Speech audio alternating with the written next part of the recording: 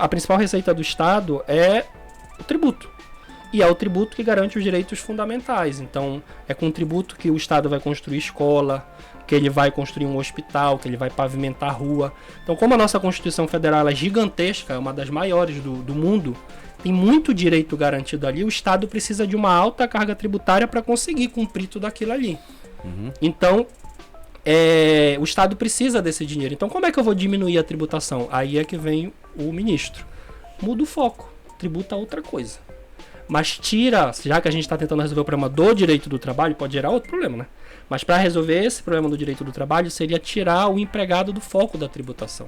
Aí ele cita esse exemplo que é muito polêmico. Por exemplo, vai tributar grandes fortunas. Porque na Constituição Federal existe um imposto sobre grandes fortunas, é o nome desse imposto. Então, de repente, tira daqui, tributa aqui. Aí tem gente que diz, mas se eu tributar aqui, vai pesar mais ainda o bolso dos grandes empresários e eles vão querer sair do Brasil, tirar o capital do Brasil. Aí já vai dar mais desemprego. Mas no direito é sempre assim, sempre tem argumento para os dois lados. Isso é uma possível solução. E de outro lado, torna um pouco mais difícil aqui dispensar o empregado, não assim ao bel prazer. Aí você vai dizer, mas se eu tornar mais difícil, vai ser pior ainda, que eu vou ficar preso ao meu empregado. Mas se for barato e bom ter um empregado, tu vai querer ter o teu empregado. Essa a cultura, a mentalidade que a gente não tem. Mas aí eu acho que entra num outro problema, que ele falou da questão do liberalismo econômico, porque tudo isso é intervenção do Estado, né? Sim. O Estado está intervindo em tudo. Exatamente. E talvez seja aí o problema. Falaste de Constituição, os Estados Unidos tem uma Constituição pequena, né? E passou os séculos ali, continuou ali mesmo. Então, ele age naquilo que é importante sem interferir tanto na questão do indivíduo, na questão econômica. Então, não são raros os casos de alguém que começa a trabalhar nos Estados Unidos e em poucos anos, 2, 3 anos, já tem a sua casa, já tem seu carro ali.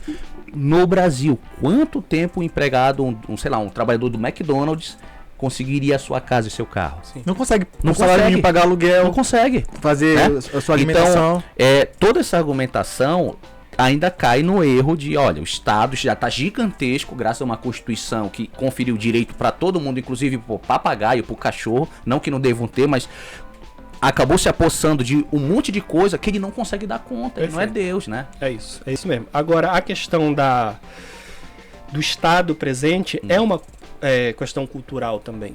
Vou te dar um exemplo. Veio agora a reforma trabalhista em 2017, que mudou um monte de coisa, as regras do jogo, um monte de coisa, tentar se aproximar um pouco do liberalismo. O que foi a reforma trabalhista em vários pontos, se você analisar? Foi o Estado tentando se afastar e dizendo, olha, eu não vou mais interferir nisso daqui, se virem aí, tentem resolver vocês, porque eu acho que isso vai acabar melhorando a situação. Bom, os índices mostram hoje que acabou não melhorando, aumentou a problemática ali de desemprego e etc. Mas eu quero dar o seguinte exemplo. Mas que ano foi isso? Foi 2017. Mas a gente teve uma pandemia, então Sim, não tem como se estudar agora. Não, mas esses estudos que fizeram pra gente foi antes da pandemia, até 2020. Foi antes da pandemia. E mesmo ali, a maioria dos institutos que foram criados não conseguiram. Porque é um problema sistêmico. Sim, né? Claro. E aí, o que aconteceu? Por exemplo, a reforma trabalhista trouxe um tal de contrato de trabalho intermitente. Sim. Diabo é isso, né? É espelhado no contrato 0 hora da Inglaterra. O que é isso? Uma coisa altamente sofisticada.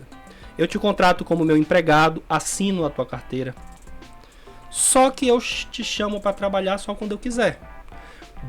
Dizendo lá o morcegão Michel Temer, né, quando ele empurrou essa reforma trabalhista, que em um ano ele conseguiu aprovar isso. Foi muito criticado por causa disso, porque é uma coisa que muda a vida de todo mundo assim rápido, né? Exatamente. E ele dizia que o objetivo era formalizar os chamados bicos. Porque, por exemplo, alguns restaurantes têm aqueles empregados que vão todos os dias, mas no final de semana lota. Então ele chama o fulano como diarista, dá R$50 pro cara e tchau. Então o objetivo seria formalizar esse fulano.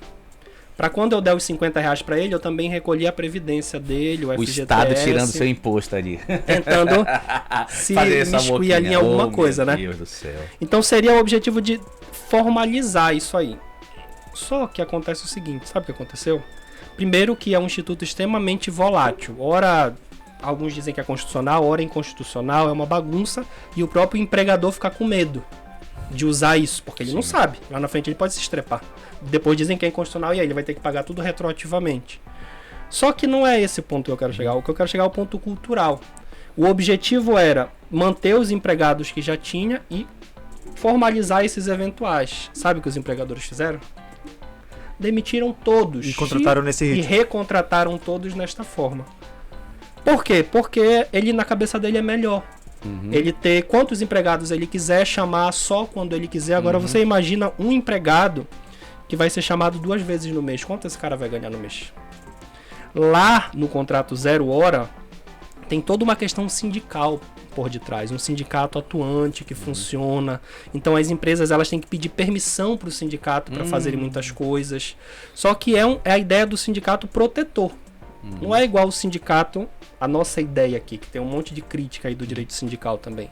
Então a gente importa um negócio de fora sem ter uma mentalidade de fora. E é um outro contexto, não tem como comparar isso, né? Exato. Mas... Então por isso que tal, eu não sei te dizer, não tenho uma opinião conclusiva, se liberar totalmente resolveria o problema. Ou se pioraria mais. Porque a gente já tá, tipo assim, no fundo do poço, que o que a gente vai fazer? Eu acho que não tem muita solução. É muito difícil tomar uma solução realmente. Existe é um bug que dá no sistema que acontece, porque eu vou te dar um exemplo. Tá, Bolsonaro, genocida, papapá, tanto faz, whatever. A questão não é essa, porque a gente fala do Lula, aí vem um Bolsonaro, a gente fala do Bolsonaro e vem As pessoas se apaixonam, entendeu? Né, por política. Eu vou citar um fato... Mau gosto, hein? Eu vou citar um fato político aqui, um fato que é noticiado já, conhecimento público. O governo do Bolsonaro foi um dos governos que mais cortaram impostos. Isso é um fato, então pode odiar o Bolsonaro quanto quiser, tá tudo bem. Foi um dos governos da história do Brasil que mais tem muitos itens que zeraram os impostos, entendeu? E muitos outros foram reduzidos. Teve o último agora, que tem a discussão de que foi uma medida eleitoreira e tudo mais, mas tanto faz. Reduziu o ICMS, a gasolina, a energia, a telefonia, comunicações e tudo mais. Beleza. Inclusive minha energia veio R$50 mais barato. É um governo que vem cortando impostos. Ao mesmo tempo que ele corta impostos, com aquela ideia, mas é dos impostos que o Estado arrecada. Aí saiu a arrecadação do Estado. Sim. Recorde. Como é que um Estado que corta impostos consegue ao mesmo... Ele é recorde em corte de impostos. Sim. Ao mesmo tempo, ele é o recorde de arrecadação de impostos. Qual é a matemática? A matemática é a seguinte. Por exemplo, antes eu pagava R$10 no litro da gasolina. Agora eu pago 5. O que acontece com esses 5 que sobraram? Eu vou botar embaixo do colchão? Não, eu vou comprar carne.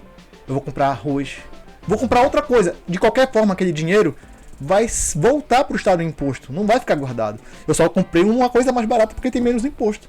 Ou então, ao invés do cara que faz as leis, que faz o tributo da nação, pensar em querer arrecadar tudo só na gasolina, tudo só na energia, arrecada um pouquinho de cada coisa, que a pessoa aumenta o poder de compra e o que acontece? Melhoria de qualidade de vida. A pessoa melhora a qualidade de vida dela, porque ela pode comprar vários itens, e ao mesmo tempo, aquele dinheiro continua indo para o Estado. Sim. Tá entendendo? É mais ou menos essa lógica que às vezes precisa entrar na cabeça das pessoas, que não é questão de paixão política, não é questão de PT, de Bolsonaro, de que se dane. É uma questão de pensar, entendeu? Existe aí, tramitando no Congresso também há anos, como tinha uma reforma trabalhista, uma reforma tributária, né? Que eles querem tentar enxugar e facilitar, porque é muito difícil. O empresário, ele fica maluco, né? Com tantos tributos, tantas obrigações acessórias ali que ele tem que cumprir. Existe essa proposta. Alguns dizem que vai funcionar, outros que não vai funcionar, porque no direito a gente tem esses dois grupos. Grupos que dizem que uma nova lei resolve muitos problemas e grupos que dizem que uma nova lei não resolve problema algum, que na verdade tinha que mudar a mentalidade e toda uma história. Mas é sempre essas duas tensões, né? A questão do Bolsonaro, assim, eu não me manifesto politicamente, mas a questão do Bolsonaro é só ali outras questões, né? Questões de direitos humanos e tudo. Ele é difícil neste ponto. Eu acho que ele tensiona muito os poderes. A gente vive nessa tensão o tempo todo. É uma estratégia dele, uma política de conflito o tempo todo, realmente. Talvez uma estratégia furada. Ele poderia ter muito mais seguidores, porque as pessoas são seguidoras, né? Seguidoras do fulano, seguidoras do cicrano. É difícil ver alguém assim, por exemplo, como você, que se manifesta sobre um ponto. Não, o cara, ele gosta daquele político, é o político dele de estimação e acabou, tu não pode tocar ali, né? É um santo.